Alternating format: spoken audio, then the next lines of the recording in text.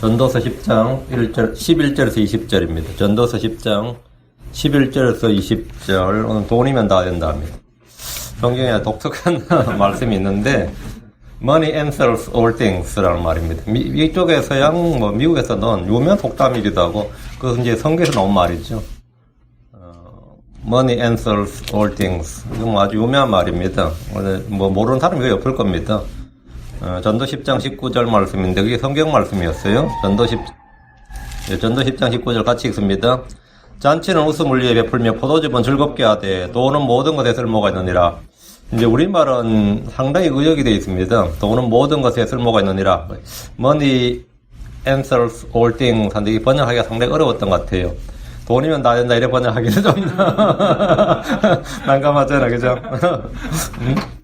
그래가지고 상당히 말을 풀었었는데, 의미는 그겁니다. 돈이면 다 된다는 뜻입니다. 자, 기도하겠습니다. 위대하 여거룩 인주하는 감사합니다. 하나님께서 함께하시고 도우시고 근율력 보시고 복을 주시길 원합니다. 이 시간도 주의 영을 충만케 하셔서 주께서 기록하신 모든 말씀들이 성령을 통해서 저희 마음판에 전달되고 마음판에 기록되고 저희가 살아있는 생명에 서시는 이고 모든 사람이 읽고 아는 바가 되도록 해주십시오. 무엇보다 지혜와 계시형을 주셔서 깨닫는 마음을 위해서 또 주님께서 신선한 기름 부어주셔서 저희가 늘 주의 말씀을 담는 보고가 되고 주의 말씀을 향하는 그런 도구가 되도록 인도해 주시옵소서. 저희 삶이 말씀에 근거하고 말씀에 뿌리를 내린 그 말씀으로 말미암아 인도받고 그 말씀을 표출하는 그런 몸이 되도록 해주십시오. 아버지 하나님께서 늘 은혜를 충만케 해주시고 특히 말씀을 듣고 보는 눈과 귀를 복 주시옵소서. 감사드리며 주의 성기도 합니다. 아멘. 오늘 공부할 주제는 성경에 이런 말씀이 있는가, 성경에 이런 말이 있는가 싶은 그런 말씀입니다. 이것의 유명한 속담 중에 하나가 Money answers all things입니다. 돈이면 다 된다. 돈이 모든 것의 해답이다. 돈은 모든 것을 해결한다. answer를 쓰면 답한다, 해결한다, 해결책이다. 그게 답이다, 이 말이죠. 또 answer를 쓰면 문제에 쓰는 풀이죠. 답변이니까 모든 것이 이 돈이 모든 문제를 풀어준다. 우리말 성경에 이제 돈은 모든 것에 쓸모가 있느니라 이래 번역을 했는데 이것은 이제 한국에서 널리 쓰이는 한국에서 가장 유명한 영한 사전이 영한 에센스 사전입니다. 민중서림이라고 나오는데 그 영한 에센스 사전에 보면 answer를 찾으면 쭉 나오는데 그 중에 이제 동사를 찾고 처음에 명사를 찾고 동사를 찾고 이제 자동사, 타동사 찾다가 한 5번 정도에 보면 쓸모가 있느니라 이런 게 있어요. 그러니까 이제 이 번역하시는 분이 아마 그 단어를 딱 고른 거죠. 그 이제 사전의 풀이 중에 하나를 골라서 이제 이게 가장 이제 좀 낫겠다 싶었던 것 같습니다. 네, 돈과 재물은 성경에 엄청나게 많이 나오는 중요한 주제 중에 하나입니다. 어느 시대에나 돈은 사람들의 삶의 가장 중요한 것 중에 하나였습니다. 돈으로 음식을 삽니다. 돈으로 집을 삽니다. 돈으로 옷을 삽니다. 돈이 있어야 교육을 받을 수 있습니다. 다 돈으로 하는 거예요. 응? 돈으로. 우리 주께서 값없이 우리에게 은혜 선물 주었지만 이 세상에서 통하는 진리 중에 하나는 이 세상에서 통하는 진리 아주 가장 짧은 말로 가장 이 선명한 진리가 뭐냐면 세상에 공짜는 없다. 세상에 공짜는 없다.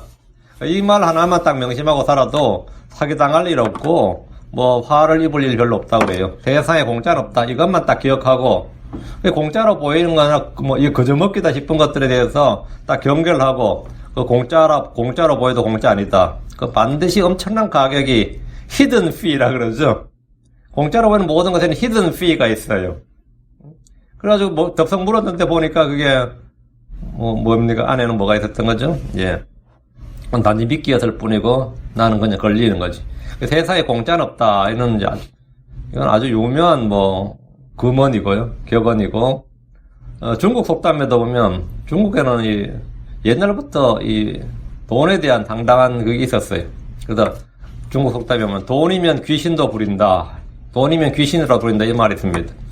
과연 돈은 모든 것의 답이고 해결책이냐 이겁니다. 어떤 이는 말하기를 돈으로 좋은 집을 살 수 있지만 좋은 가정을 살 수는 없다. good house, great house. 큰 집은 살 수 있는데 좋은 집은 살 수 있지만 sweet home, 좋은 가정을 살 수는 없다.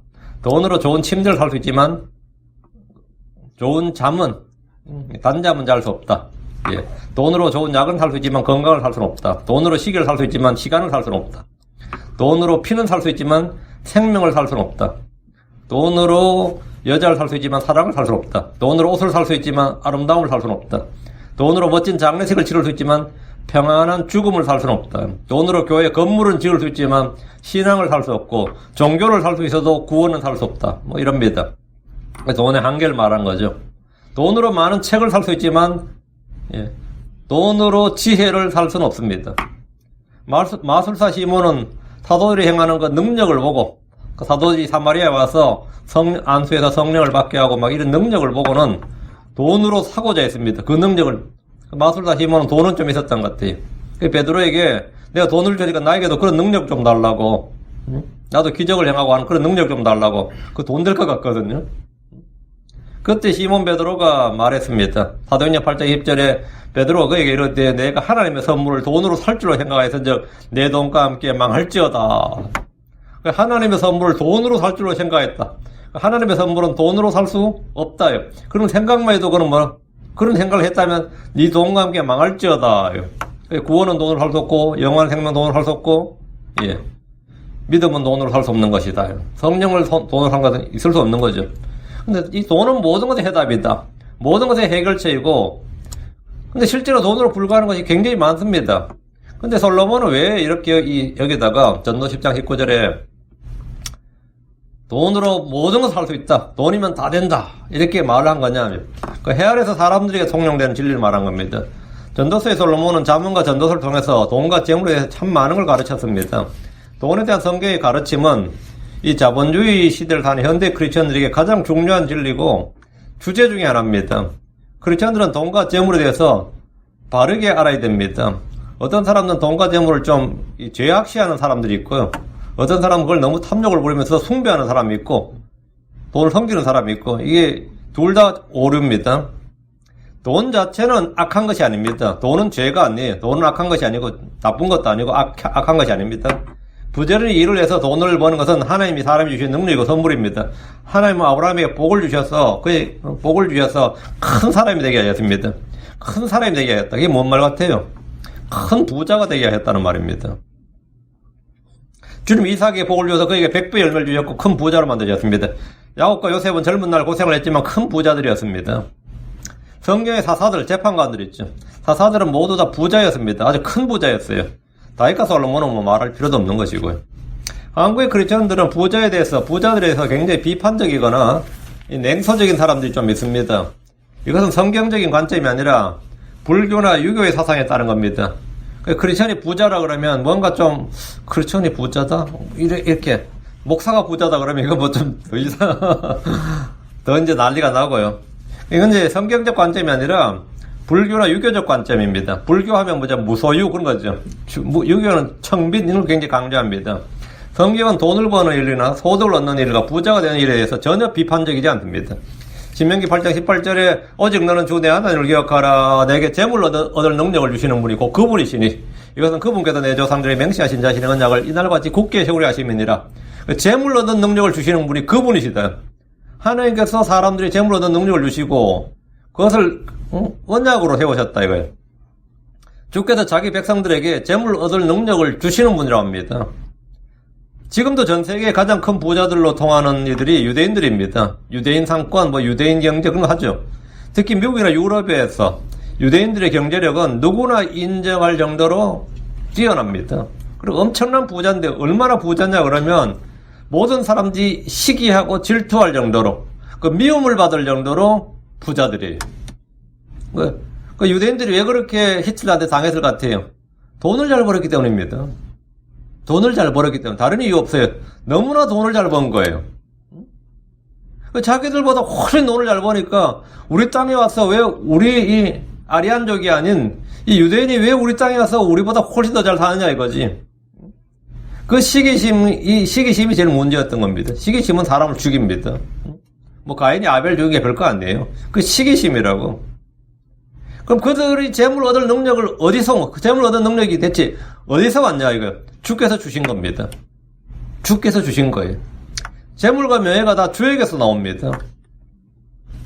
역대기상 29장 12절에 재물과 명예가 다 주에게서 나오며 또 주께서는 모든 걸 통치하시나이다. 주의 손에 권능과 능력이 있사오니 사람을 크게 하신가 모든 사람에게 기력을 주심이 주의 손에 있나이다.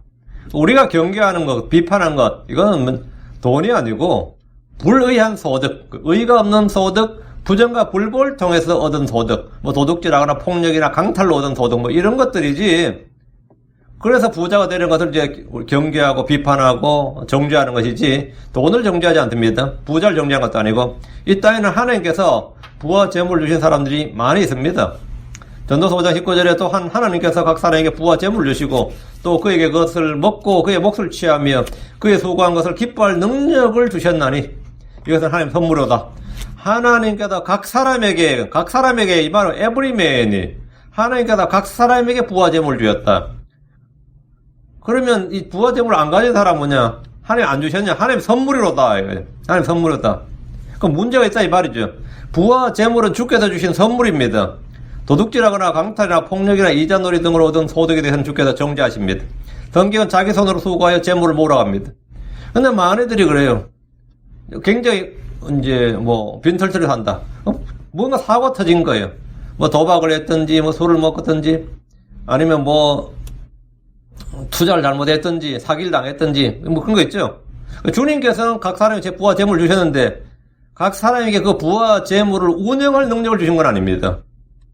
내가 헛짓 안 하고 모아만 뒀어도, 내가 그 번 돈 헛짓 안 하고 모아만 뒀어도 그런 후회하는 사람 굉장히 많습니다. 그때 뭐 보증만 안 썼어도, 그때 그 일만 안 했어도 지금 이렇게 안 산다.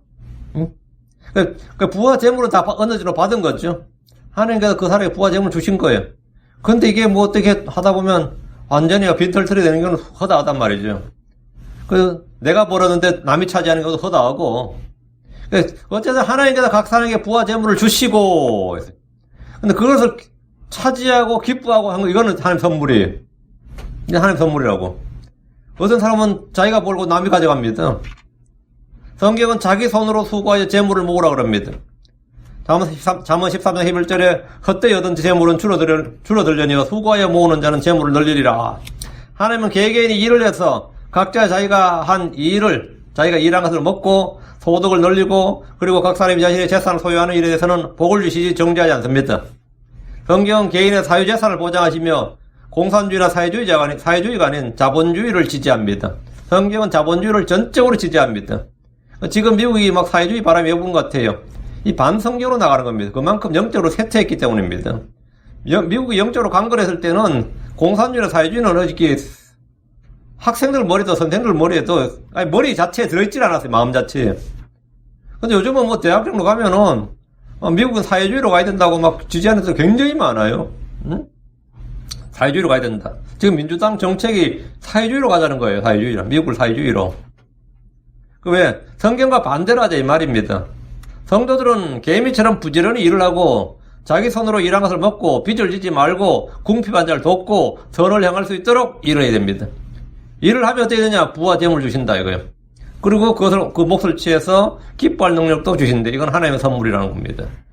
그럼 일을 하지 않으려 그러면 어떠냐? 먹지도 말라 그럽니다. 데살로니가서 3장 10절에 우리가 너희와 함께 있었을 때에도 너희에게 이같이 명령하여 누구든지 일하려 하지 아니하거든 먹지도 말라고 하였노라. 이게 성경의 가르침입니다. 성경의 교리예요.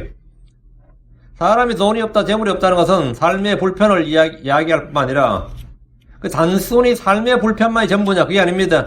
그 사람의 이 경제적 독립성, 자유, 나의 인권, 존엄성, 인간성까지 다 말살하는 게 가난입니다. 가난이 그냥 단순히 가난으로 그친 게 아니에요. 나의 경제적 주권을, 나를 한마디로 말하면 종을 만들어요. 속박을 시킨다고. 자유를 제한하는 게 가난입니다. 크리스천들은 우리가 가난한 자는 복이 있나니 이렇게 막 성경을 인용하는데 자신의 가난에 만족할 수 없다면 가난은 복이 아니라 재앙입니다. 가난한 자가 복이 있다는 말씀은 영이 가난한 자, 마음이 가난한 자를 말한 것이지 궁핍한 자를 말한 것이 아닙니다. 가난하면서 일체에 만족하는 비결을 배웠다는 건 됐어, 오케이요. 그건 복이에요. 근데 가난하다는 것은 그 사람의 경제적 지위와 독립성, 자유, 권리, 그 개인의 주권을 완전히 말살하는 겁니다. 완전히 억압당하고 제한을 받고 부자의 다스림을 받고 종이 되게 하는 겁니다. 비굴하게 만들고 그래요. 내가 돈만 있었으면 내가 왜 그랬겠냐 이런 사람도 있잖아요. 잠언 22장 7절에 부한 자는 가난한 자를 다스리고 빌리는 자는 빌려주는 자의 종이 되느니라. 왜 내가 다른 사람의 압력에 굴복하고 거기 그 사람한테 꼼짝 못하고 왜 그러냐면 경제적 주권의 독립이 없기 때문에 그거 있으면 누가 빌빌거려. 뭐 하려고 그 사람 말을 듣겠어요. 당연히 때려치우지. 응? 뭐 하려고, 내가 뭐 하려고 그런 거 하겠냐고. 근데 모든 계기는 대부분 다 그게 안 된다고. 그러니까 속박을 낸단 말이죠. 부한 자는 가난한 자를 다스리고, 그러잖아요. 부한 자는 가난한 자를 다스리고, 빌리는 자는 빌려주는 자의 종이 되느니라. 이게 세상사 이치입니다. 그 경제적 자유와 독립이 없으면 민주주의나 인권이나 자유나 평등이나 예술이나 문화나 이런 거 다 헛소리입니다. 뜬구름 잡는 소리입니다. 그 국민소득 1만 불이 되지 않는 나라에서 민주주의란 말은 아예 말 자체가 안 된다는 거예요. 그건 말 자체가 안 된다. 한국에 막 70년대, 80년대만 민주주의 막 외칠 때, 그때 그랬어요. 응? 민주주의가 되려면, 너희들가 원하는 민주주의가 되려면, 일단 경제적 뭐가 있어야 된다 이거예요. 경제적 뭐가 있어야 된다고. 그 경제적 성장이 없이는 민주주의란 말은 아무 의미 없는 말이다 이거예요. 인권도 아무 의미 없는 말이고, 돈이라는 게 그런 거예요. 돈이라는 게. 그러니까 주님께서는 돈을 사랑하지 말라고 했지, 돈을 벌지 말라고 한 게 아닙니다. 여기에 대해서 돈을 섬기지 말라고 그랬지, 돈을 벌지 말라고 한 게 아니에요. 돈을 사랑하지 말라, 이 말을 돈을 벌지 말라, 이렇게 이해하면, 완전히 이거 골아픈 이야기죠. 이게야말로 뭐 성경의 오해고 오류죠. 그 사람이 오류죠. 성도들이 돈을 버는 것은 문제가 아닙니다. 돈을 사랑하는 것이 죄과학입니다. 디모데전서 6장 10절에 돈을 사랑함이 모든 악의 뿌리이니 어떤 자들이 돈을 탐내다가 믿음에서 떠나 잘못하고 많은 고통으로 자기를 찔러 꿰뚫었도다 했습니다. 성도들이 돈을 사랑하거나 돈을 탐내거나 돈을 신뢰하면 그것은 우상 숭배와 같은 죄입니다. 돈을 사랑하고 탐내면 믿음에서 떠나게 됩니다. 믿음에서 떠난 사람들이 왜 믿음에서 떠났는지 한번 물어보십시오. 대부분 이런저런 고상한 변명과 핑계거리를 찾아 말하지만 사실은 돈을 사랑하고 탐을 내다가 그렇게 된 겁니다. 돈을 사랑하고 탐내면 주를 섬길 수가 없습니다. 돈을 사랑하고 탐내면 잘못하고 많은 고통으로 자기를 꿰뚫습니다. 고통으로 자기를 찔러 꿰뚫습니다. 부유하게 되고자 하는 사람들은 파멸과 멸망에 빠지게 하는 사람과 올무와 여러가지 어리석고 해로운 욕심에 떨어집니다. 자기 손으로 일을 해서 돈을 벌라는 것은 성경의 명령입니다. 다만 행실에 탐욕이 없게 하고 현재 자신이 가진 것들로 만족해야 됩니다. 성경 말합니다. 히브리 13장 5절 너희 행실을 탐욕이 없게 하고 너희가 가진 것들로 만족하라. 그분께서 이르시되 내가 결코 너를 떠나지 아니하고 너를 버리지 아니하리라 하셨느니라. 이 말은 일을 하지 말라나 돈을 벌지 말라는 것이 아닙니다. 우리는 재물을 신뢰하지 않고 재물을 섬기지 말아야 됩니다. 탐욕은 우상 숭배입니다. 대신 주를 신뢰하고 주께 소망을 놓아야 됩니다. 주께서는 우리의 모든 필요를 공급하십니다. 주께서는 우리에게 모든 걸 풍성히 주셔서 누리게 하시는 분입니다. 디모데전서 6장 17절에 이 세상에서 부유한 자들에게 명하여 그들이 마음을 높이지 말고 확실치 않은 재물을 신뢰하지도 말며 오직 살아계신 하나님 곧 우리에게 모든 것을 풍성히 주사 누리게 하시는 분을 신뢰하게 하고, 오직 살아계신 하나님 곧 우리에게 모든 것을 풍성히 주사, 하나님께서 우리에게 모든 걸 주사 모든 필요를 공급하사, 이 약속 정도가 아닙니다. 우리에게 모든 걸 풍성하게 주사, 주님 우리에게 모든 걸 풍성하게 주신다. 그리고 누리게 하시는 분, 우리 주기만 하고 누리지 못하면 그것도 불행이죠. 주시고 누리게 하시는 분이 있다. 모든 걸 풍성하게 주사 누리게 하시는 분을 신뢰하게 하고, 여러분이 주님을 신뢰하라 이 말이죠. 자, 11절입니다. 돈을 신뢰하지 말고, 재물을 신뢰하지 말고, 재물을 섬기지 말고, 탐내지 말고, 뭐 사랑하지 말고, 주를 신뢰하고, 주를 사랑하고, 주께 소망을 두고. 자, 11절 본문입니다. 뱀은 마술이 없으면 틀림없이 물리니 서투른 말쟁이도 이보다 낫지 아니하니라. 이 뒷부분은 무슨 말인지 잘 모르겠습니다. 앞하고 말이 잘 안 맞아 들어가죠. 뱀은 마술이 없으면 틀림없이 물리니, 마술이 없으면 물어버린다 이거죠. 인도나 태국에서 관광객을 상대로 뱀쇼를 하거든요. 지금도 아주 유명합니다. 뱀 코브라 한 마리 갖다 놓고 뱀쇼 하고, 또 그러다 물려가지고 또 외신에 나오고 뉴스 나오고요. 코브라한테 물려가지고 뭐 사격을 헤맨다 그런 뉴스 제가 들은 적 있고, 어제도 인터넷에 동영상 몇 개 찾아봤더니 아이고 태국에서 뱀쇼 하는 거 보니까, 제가 뱀을 워낙 싫어해가지고요 보기가 힘들더라고. 3분 정도 보는데 보기 힘들어서 꺼버렸어요. 그 뱀쇼를 하는데, 이 아라비아에서도 그런 건 뱀쇼하고 하는 건 있었습니다. 술객이 피리를 불거나 이렇게 해서 뱀을 이제 뭐 춤을 추게 한다든지 동작을 하는데, 사람들이 전부 다 그러면 돈 내죠. 그 쇼를 봤으니까 당연히 내야지. 근데 이제 뱀은 기본적으로 코브라가 귀머거리예요. 성경에 애들 하면 성경도 나옵니다. 귀머거리라고. 뱀은 귀로 듣는 게 아니고 이 술사가 피리로 본다고 해서 손가락 동작을 보고 이제 움직이는 거죠. 그러니까 자기들은 그 피리로 뱀을 다스린 것처럼 이해하지만 피리라고 다스린 건 없고요. 뱀은 코브라는 기본적으로 귀머거리예요. 술객이 피리를 불거나 손동작을 하면 뱀이 거기에 맞춰서 이제 움직이는데 이 뱀을 이제 길을 들일 수 있는가? 사람이 뱀을 길들일 수 있는가? 이건 좀 궁금하더라고요. 근데 어쨌든 그런 길들여진 그 애완용 뱀들이 가끔 있습니다. 근데 독사는 기본적으로 귀머거리여서 피리 소리를 듣는 것이 아니라 사람이 그 동작을 보고 움직인다고 하는데 굉장히 놀라운 일이에요. 주께서 배교한 유다를 향해서 예레미야 8장 17절에 보면 보라 내가 마술로도 길들일 수 없는 뱀과 독사를 너희 가운데로 보내리니 그것들이 너희를 물리라 주가 말하노라. 그러니까 주님께서 이스라엘에게 마술로도 길들일 수 없는 뱀과 독사를 너희 가운데 보내고 그 뱀이 너희를 문다는 거예요. 마술은 뭐냐면 마술은 이제 여기서 마술은 우리가 말하는 마술을 취할 때 마술이 아니고 마술은 뱀이 사람을 물지 못하도록 통제하는 기술입니다. 그 뱀이 사람을 물지 못하도록 통제하는 기술이 마술이란 말이죠. 그 이제 뱀에게 뭘 걸어놨는지 뭘 어떤 통제 장치가 있는지 간에 아무리 좋은 거라도 통제가 안 되면 그거는 좋은 게 아니에요. 그 자동차는 굉장히 좋은 거죠. 근데 브레이크가 말은 안 듣네. 그러면 그건 좋은 게 아니야. 응? 아무리 성능이 좋아도 브레이크가 말 안 듣는다. 한마디로 컨트롤러가 없다 그러면 그건 좋은 게 아니라고요. 아무리 좋은 거라도 내가 컨트롤을 할 수가 있어요. 그 인터넷이 세상을 지금은 좀 인터넷 세상이라고 그러죠. 인터넷이 세상을 할 때 미 국방부에서 제일 먼저 이 정보통신사들 불러서 그럼 국가가 이 개개인이 전부 다 인터넷을 하면 국가는 개개인을 어떻게 통제할 수 있는가, 거기에 대한 기술이 있는가, 이거부터 문의했어요. 그거 있다고 한 거예요. 그게 있다가 안 되면 국가는 허가를 안 해줍니다. 개인을 통제할 수 없다면, 국가가 개인을 통제할 수 없다면 어떻게 되는 거예요? 정부가 거버먼트가 아닌 거지. 거버니 안 된단 말이지. 우리가 통제할 수 있느냐, 이거. 그 개개인에게 자유를 줄 때 그 자유는 뭔가의 견제와 통제를 받느냐, 법의 통제를 받느냐, 이거. 법의 통제를 못 받는다 그러면 뭐가 되는 거죠? 그건 의미가 없는 거라고. 좋은 게 아니란 말이죠. 법의 통제를 받습니다. 이래 된 거예요. 뱀은 뭐의 통제를 받는다고?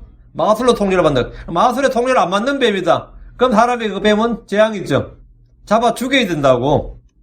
그거는 애완용도 아니고 쇼용도 아니고 사람의 수익을 갖다 주는 게 아니란 말이죠. 그거는 벗겨다가 뭐 뱀 가죽으로 뭐 혁띠를 만들든지 가방을 만들든지 그런 거예요. 통제를 안 받는 뱀은 의미가 없는 거라고. 그 마술은 뱀이 사람을 물지 않도록 통제하는 기술이란 말이죠. 지혜는 어리석은 사람을 다스리고 통제하는 기술입니다. 어리석은 사람들은 귀먹은 독사 같고 술사들의 통제를 받지 않는 뱀과 같습니다. 근데 유다가 그랬다는 겁니다. 하나님께서 대언자들을 통해서 아무리 말씀하셔도 그들은 귀먹은 독사, 길들일 수 없는 뱀과 같았습니다. 그래서 대언자들 잡아 죽이는 거예요. 그 대언자들이 주가에 같이 말하노라 하면 사람들이 그걸 듣고 그걸 따라야 되는데 통제가 안 되는 거예요. 사람들은 아무도 대언자들의 말을, 주의 말씀을 듣거나 들을 수가 없었던 거, 귀머거리였던 겁니다. 그래서 계속해서 대언자들을 잡아 죽이는 거예요. 그 대언자들은 마술이 없는 술사처럼 된 거지. 그 이사야, 시편 58편 4절 5절에 그들의 독은 뱀의 독 같으며 그들은 자기 귀를 막는 귀먹은 독사 같으니, 귀먹은 독사 나오죠. 이 독사가 애답니다. 귀먹은 독사 같으니, 그 뱀을 부리는 마술사들이 아무리 그렇게 지혜롭게 부리려 해도 그들의 음성에 귀를 기울이려 하지 아니하는 독사 같도다. 그 주님께서 이 대언자를 보내서 아무리 백성들에게 말씀하셔도 그들은 귀를 막은 귀먹은 독사 같고, 뱀을 부리는 마법사들이 아무리 그렇게 지혜롭게 부리려도 안 되는 거지. 아무리 대언자들이 주의 말씀을 선포해도 백성들은 안 되더라 이거죠. 그러니까 뱀에게 마술은 죄인들에게 주의 말씀과 같습니다. 지혜는 죄인들에게 죄를 깨닫도록 하고 분노한 자의 분노를 누그러뜨리고 다툼과 논쟁을 해결합니다. 뱀과 마술의 관계는 사람과 지혜의 관계와 같다는 겁니다. 이 본문 이야기 그겁니다. 이 서투른 말쟁이도 이보다 낫지 아니하니라 했는데 이거는 좀 오역 같아요. 영어로 and a babbler is no better 이래 있죠. 이게 뭐냐, 베블러 하면 뭐냐면 술사예요. 베블러 하면 수다쟁이, 애들이 말 배울 때 배블링 한다 그러죠. 배블링. 말을 이제 제잘거림, 새들이 지저귀는 거. 그런다 배불려. 배불러 하면 뭐냐면, 이 술사가 지금 말을 막 해서, 이 뱀을 좀 통제하는 거죠. 배불러, 여기서 술사죠. 앞에 나온. 술사는, 이제 노베를 하면 유익이 없느니라. 그러면 술사는 유익이 없느니라. 뱀은 마술이 없으면 틀림없이 문단 말이에요. 그러면 술사는 유익이 없느니라. 이렇게 해야 됩니다. 우리말로 성경에 배불러를 서투른 말쟁이 이렇게 길게 번역해 놓은데, 이 말은 아이들이 말을 배울 때 계속해서 입으로 떠들듯이 새들이 제잘거리듯이 말하는 그런 수다쟁이, 헐뜯는 자, 속삭이는 자를 뜻하놓고, 마술로 뱀을 소리는 술객, 술사를 가리키는 말입니다. 뱀에게 물리는 술사처럼 진리가 없는 말, 지혜가 없는 말은 아무리 수다를 떨고 제잘거려도 아무 소용이 없다. 그런 no better, 좋은 게 없다 이 말입니다. 진리가 아닌 말, 은혜가 없는 말, 권능이 없는 말은 아무리 떠들어도 그냥 말쟁이의 말일 뿐이고, 뱀을 통제하지 못하는 것처럼, 그래서 뱀에 물려버린 술객과 술사의 말보다 나은 것이 없느니라. 이런 뜻입니다. 12절입니다.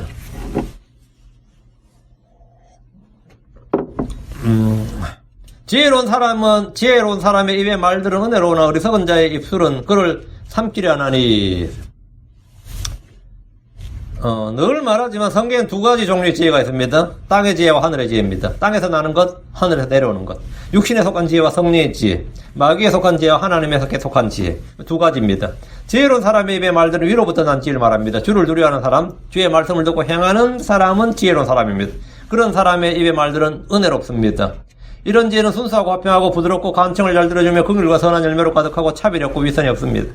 지혜로운 사람의 입의 말들은 은혜롭다 했는데, 우리 주님의 말씀을 들은 백성들의 반응을 보십시오.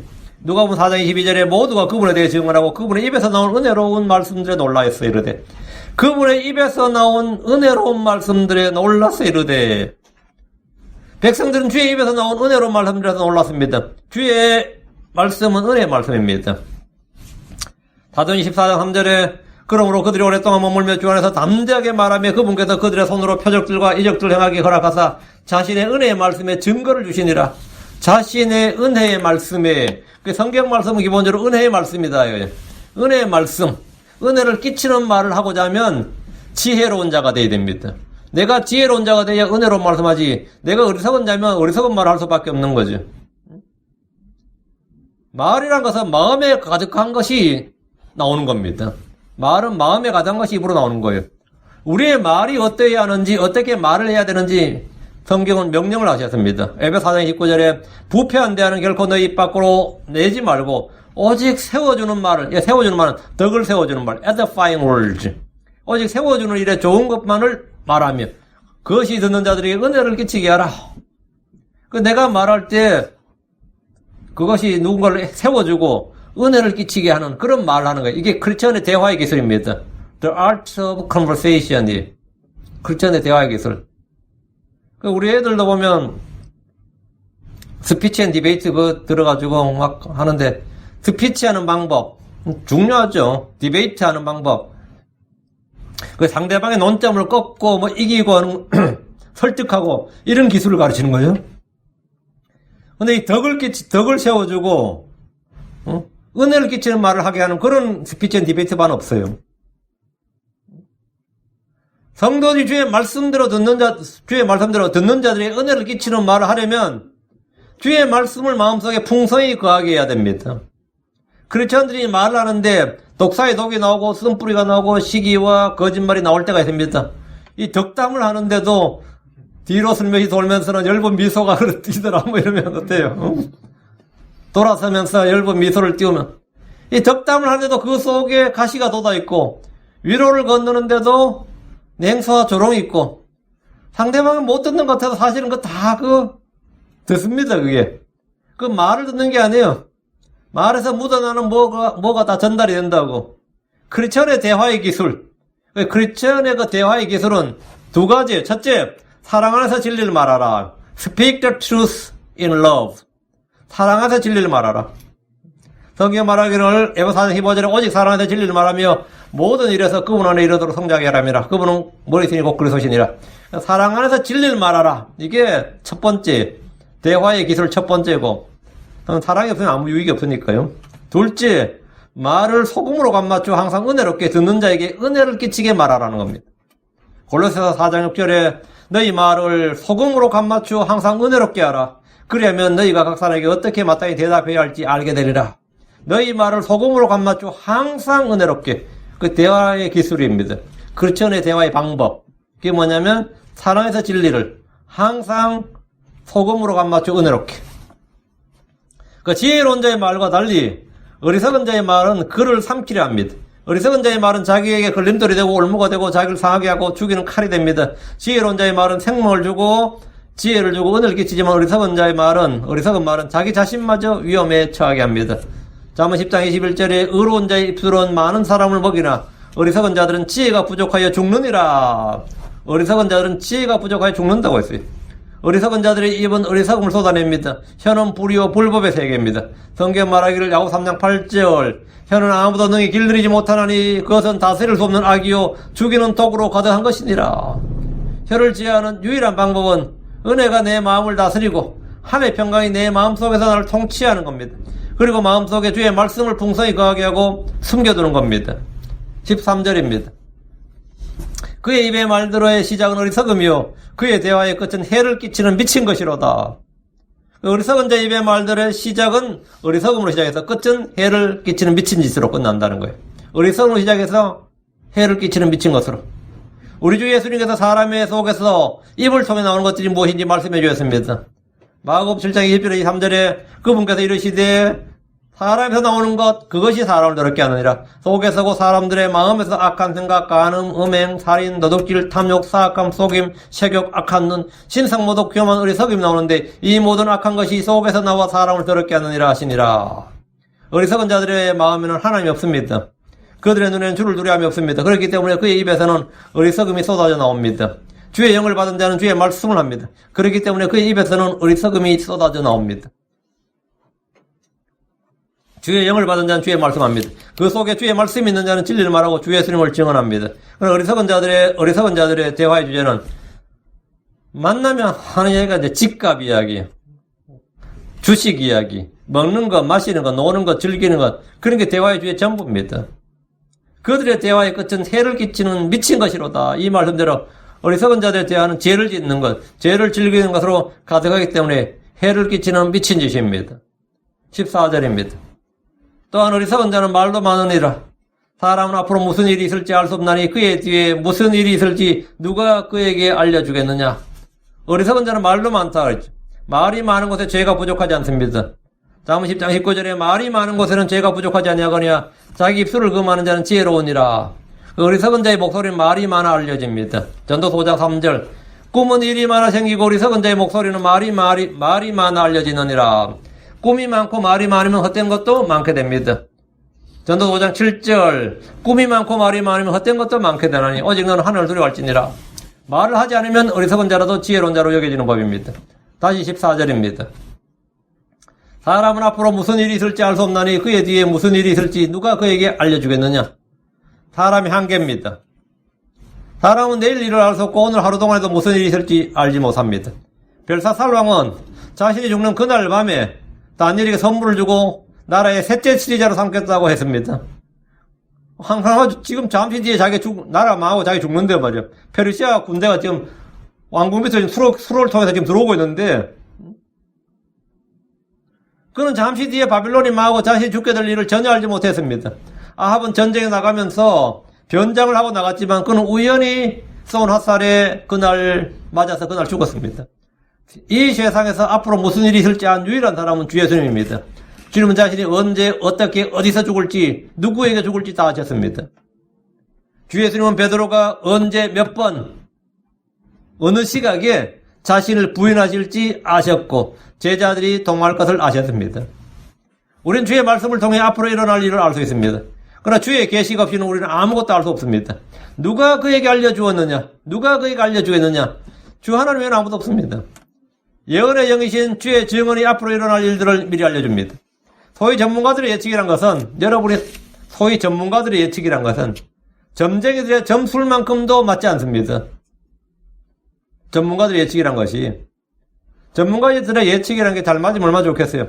예를 들어 비즈니스 스쿨 나온 사람들이 주식을 잘 맞출 수 있다면 그 사람들 전부 부자 됐겠죠. 그들만 부자 된 게 아니라 뭐 그들과 관계된 사람들 다 부자 됐지. 응?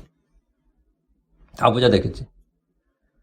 뭐 옛날 그 사람들이 뭐 국가 경제에 대해서 예측을 할 수 있다면 대한민국 IMF 안 갔겠지.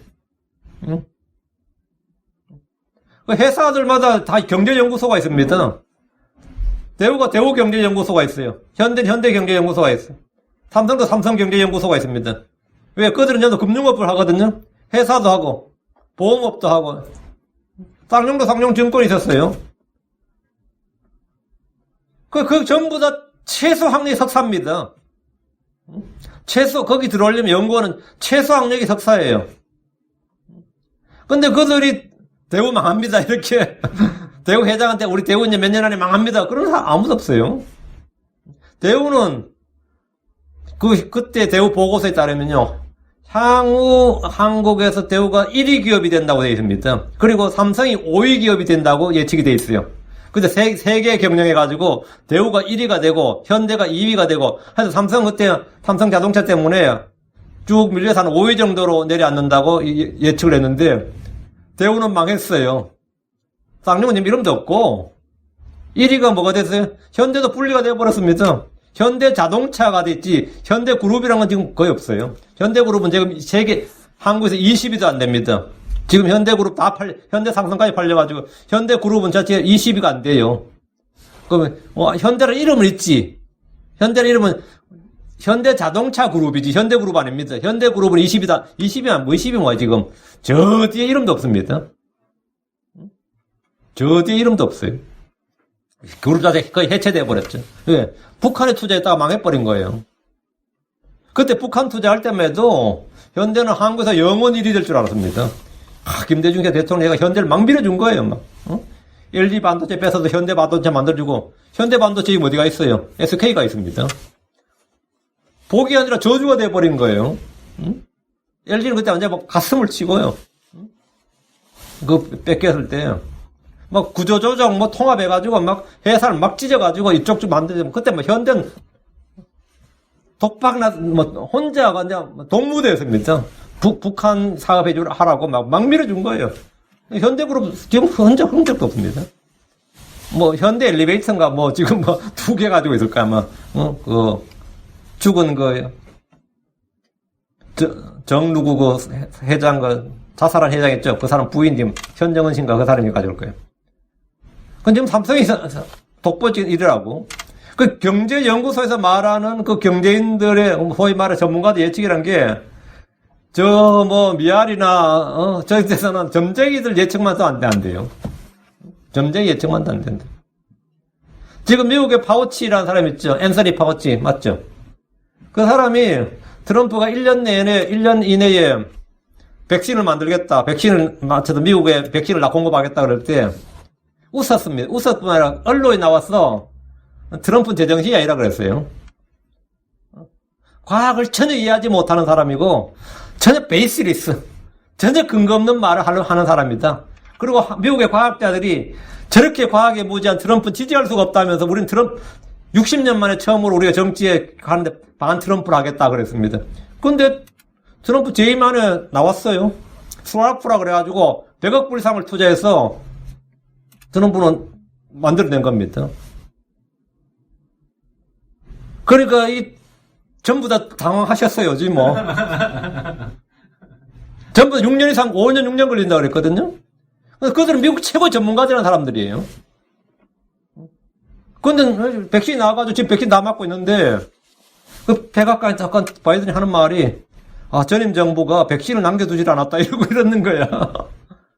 근데 지금 현재 미국의 백신 현재 남아있는 게 6천만 도스입니다. 6천만 도스를, 6억 도스에. 지금 현재 미국 사람들이 전부 다 2번씩 맞을 수 있는 횟수가 지금 남아있습니다. 너무 많아가지고 잔슨 앤 잔슨 퇴출시켜버렸어요. 너무 많아죠.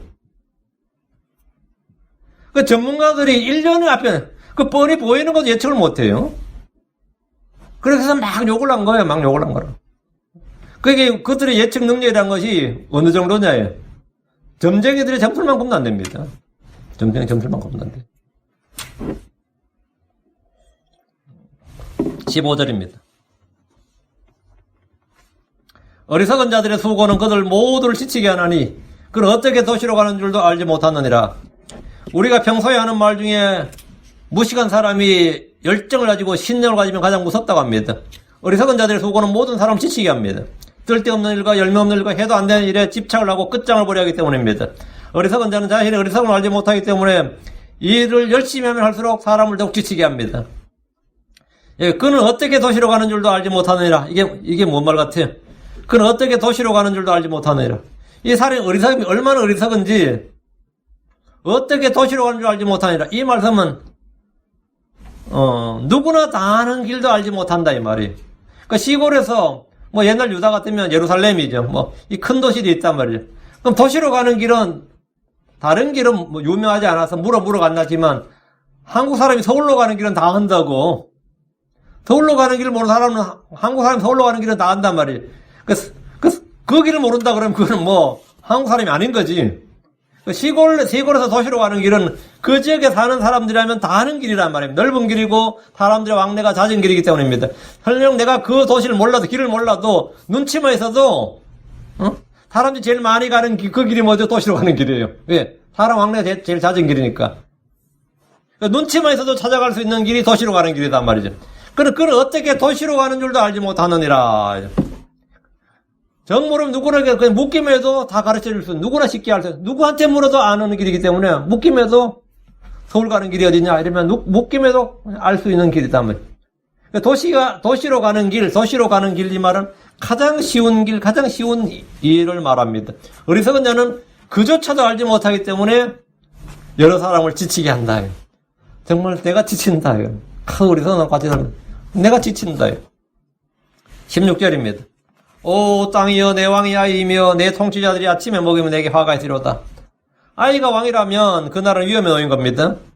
역사를 보면 어린아이 때 왕이 된 사람들이 많은데 이런 경우는 보통 섭정을 받게 되거나 허수아비 왕의 경우가 대부분입니다. 성경 여자가 다스리거나 아이들이 다스리는 것에 대해서 이렇게 말합니다. 이사야 3장 12절에 내 백성으로 말하건대 아이들이 그들을 학대하며 여자들이 그들을 다스리는도다. 오 내 백성아 너를 인도하는 자들이 너로 하여금 잘못하게 하며 내 행로들의 길을 무너뜨리느니라. 아이가 다스리는 것, 여자들이 다스리는 것. 이건 현대의 모든 지금 문제가 이겁니다. 이건 미국에도 여성 주지사, 여성 부통령, 여성 대법관, 여성 시장, 여성 의원, 여자들이 지금 리더로 넘치죠. 어린 나이에 통치자가 된 사람도 많습니다. 30대에 총리가 됐다. 아니면 40대에 총리가 됐다. 예전에 상상도 못할 일인데 지금은 뭐 그런 게 나옵니다. 아이들이 다스리는 시대. 그런 나라에 사는 사람들에게 화가 있다고 합니다. 아이들의 통치를 받는 백성들은 그 아이가 성장하고 성숙할 때까지 아무런 문제가 없기를 빌 뿐입니다. 그 외에 방법이 없어요. 내 통치자들이 아침에 먹으면, 근데 통치자들이 아침을 먹는 건 전혀 문제 없죠. 아침에 먹으면입니다. 아침에 뭘 먹는다는 거예요? 본문은 통치자들이 아침을 먹는 것이 아니라 아침에 먹으면 우리에게 화가 있다는 건데, 아침에 술을 먹고 아침에 연애를 즐기는 걸 말합니다. 아침부터 부지런히 일을 하는 것이 아니라 아침에 모여서 먹고 마시고 쾌락을 즐기는 통치자들이라면 그 백성에게는 화가 있습니다. 17절 오 땅이여 내 왕이 고귀한 자들의 아들이며 내 통치자들이 술을 취하려 함이 아니라 힘을 얻으려고 정한 때 먹으면 내게 복이 있으리로다. 그 통치자들이 연애를 즐기고 쾌락을 즐기고 먹고 마시고 부어라 마셔라 이게 아니라 이런 사람 고귀한 자들의 아들이고 술 취하려고 하는 것이 아니라 그냥 힘을 얻으려고 정한 때 먹으면 내게 복이 있으리로다. 이 구절은 16절에서 통치자들이 아침에 먹으면 이란 말이 무엇인지를 정확히 설명해 주는 겁니다. 왕이나 통치자들이 술 취하려고 마시는 것이 아니라 힘을 얻으려고 정한 때 먹으면 복이 있습니다. 왕이나 통치자들이 일을 하기 위해서 음식을 먹고 마시면 그 백성은 복이 있다는 거예요. 내 왕이 고귀한 자들의 아들이며 이 말은 혈통이나 외모를 말한 것이 아니라 신앙이나 성품이나 인격을 말합니다. 주의 말씀을 찾아보고 진리를 확인한 이들은 성경이 뭐라 하냐면 고귀한 자들을 이렇게 말합니다. 성경에서 노블맨 할 때 노블, 귀한 자, 귀족이란 누구냐? 성경에서 왕족은 누구냐 이거예요. 하나님의 말씀을 찾아보는 자가 노블맨이고 주 예수를 믿는 자들이 뭐냐? 로열 패밀리예요. 그들이 뭐냐? 왕가의 제사장이라고요. 여러분이 매일 주의 말씀을 읽고 묵상한다면 여러분 고귀한 사람이고 고귀한 자들의 아들입니다. 사도행전 17장 11절에 이들은 데살로니가에 있던 자들보다 더 고귀하여 온전히 준비된 마음으로 말씀을 받아들이고 그것들이 그러한가 하여 날마다 성경 기록들을 탐구함으로. 여러분 이들은 베레아 사람들은 말이에요. 데살로니가 있던 자들보다 더 고귀하여. 그러니까 베레아 사람들이 혈통이 나왔고, 외모가 나왔고, 뭐, 민족성이 나왔고, 인종, 피부색, 이런 걸 말하는 게 아니고, 뭐가 더 고귀하다는 거예요. 온전히 준비된 마음으로 말씀을 받아들이고, 그것들이 그런가 하여 날마다 성경을 탐구함으로.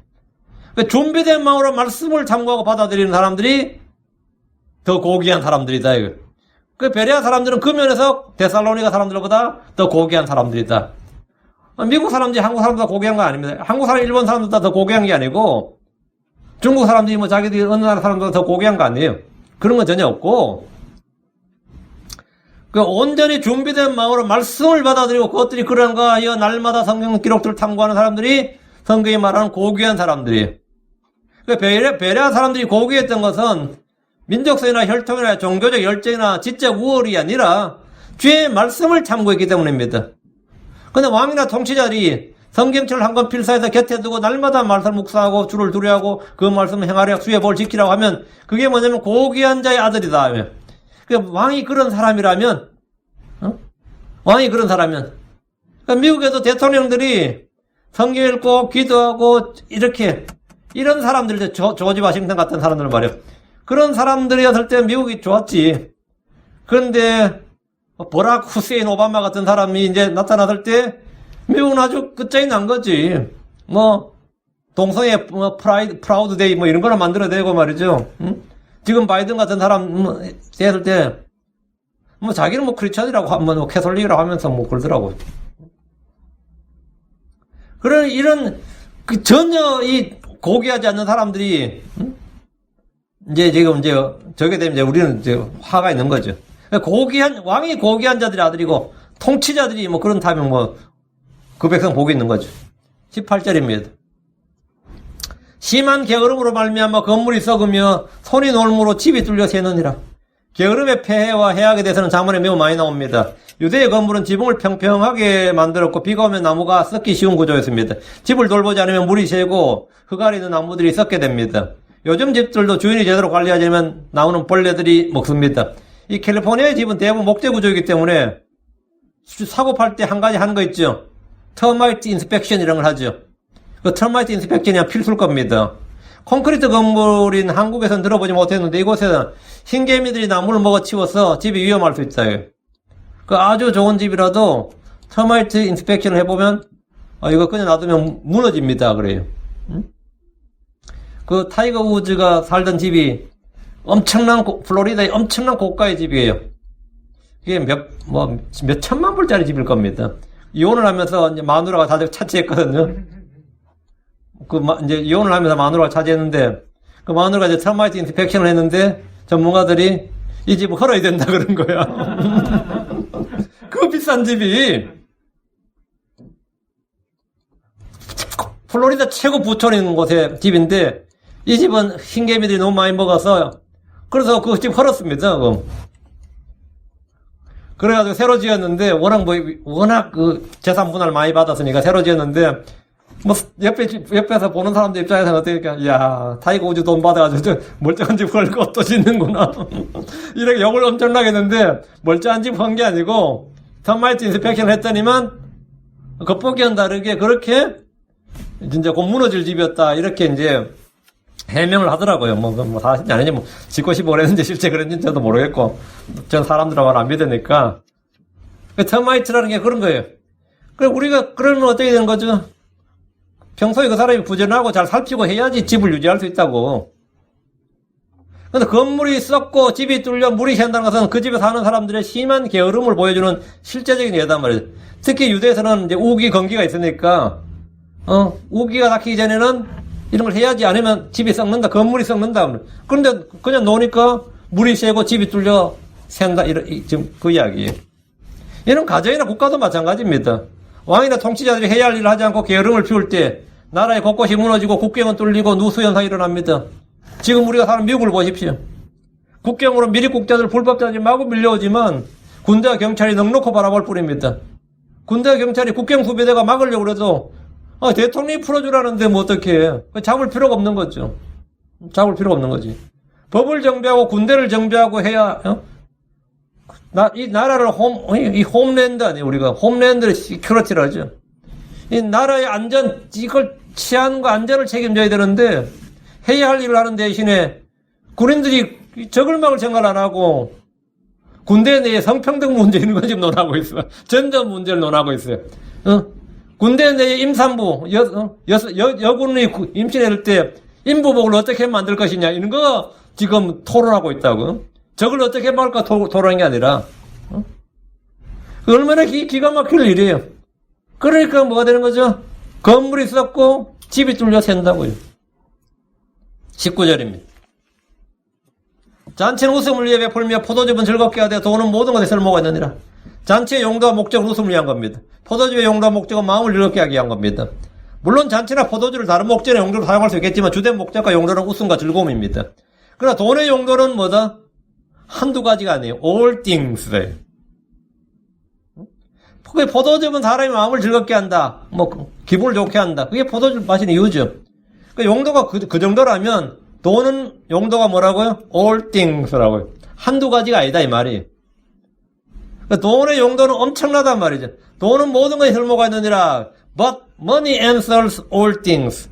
포도주 잔치 같은 그런 한두 가지 목적이 아니단 말이죠. 돈은 모든 것에 대답한다. 돈은 모든 것에 답한다. 돈이면 다 된다 이 말이에요. 지금 한국이나 미국처럼 자본주의가 발전한 것은 돈이 전부란 생각을 가진 사람들이 많습니다. 돈으로 안 되는 일은 뭐 있냐 이거죠. 돈은 육신의 필요를 채워줍니다. 제가 고등학교 때 영어 선생님은 사람에게는 오감이 있다예요. 맞죠? 시각이 있고, 청각이 있고, 후각이 있고, 미각이 있고, 촉각이 있고, 오감각이라 그러죠. 이 오감각을 살리는 유일한 길은 육감이 있어야 된다. 여섯 번째 sixth feeling은 뭐냐? 돈이라 그랬어요. 돈이 있어야, 시각이든 후각이든 좋은 냄새 맡고 싶어도 돈이 있어야 되고, 좋은 거 보고 싶어도 시각을 충족시키고 싶어도 돈이 있어야 되고, 미각을 충족시키고 싶어도 돈이 있어야 돼. 그 돈이 없으면 나머지 5개 감각을 있으나 마는 무용하다는 거야. 야, 나름 개똥철하게 철두철미하더라고. 그 애들한테 막 그걸 가르치는 거예요. 우리 수업 시간에 돈이 있어야 된다. 아니, 그 양반 지금 뭐 하는지 모르겠네. 돌아가셨는지도 모르겠고. 하여튼 그렇게 막 가르쳤어요. 돈은 6번째 감각이다. 돈은 육신의 필요를 채워주죠. 돈 생활의 필요를 채워주고, 성경에 따르면 돈은 디펜스, 스트롱 디펜스, 방벽이라고 그랬습니다. 돈은 힘입니다. 머니지 파워라고 그러잖아요. 돈은 힘이에요. 돈으로 할 수 있는 일을 생각해 보십시오. 돈으로 안 되는 일은 세상에 거의 없을 겁니다. 그래서 성경은 돈은 모든 것이 대답한다. 이렇게 합니다. 돈은 모든 것이 대답한다. 20절. 왕을 저주하지 말되 내 생각 속에서도 말며 내 침실에서도 부자를 저주하지 말라. 공중의 새가 그 소리를 전하고 날개 가진 것이 그 일을 말하려다.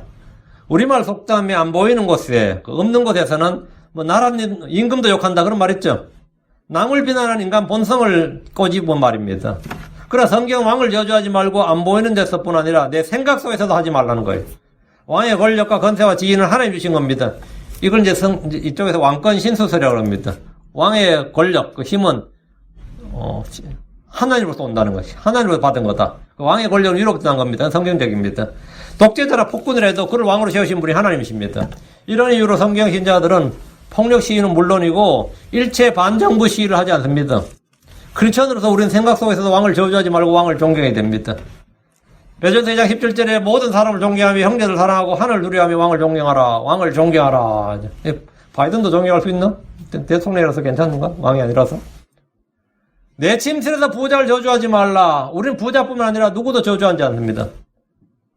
왜? 누가복음 6장 28절에 너희를 저주하는 자를 축복하며 악의를 품고 너희를 다루는 자들 위해 기도하라 그랬습니다. 로마 12장 14절에도 너희를 핍박하는 자들을 축복하라. 축복하고 저주하지 말라. 저주하지 말라. 네로 같은 사람, 히틀러 같은 사람, 스탈린 같은 사람, 어쩌든 같은 사람, 김일성이, 김정일이, 그건 맞네, 김정은이까지. 이런 사람들을 축복하고 저주하지 말라. 이게 어떻게 된 거예요? 부자들에 대한 시기심과 부자들에 대해서 시기심과 열등감에 찌든 사람들은 그들을 까닭없이 비난하고 욕하고 저주하지만 이것은 어리석은 일이고 죄입니다. 주께서 부자를 저주하지 말라.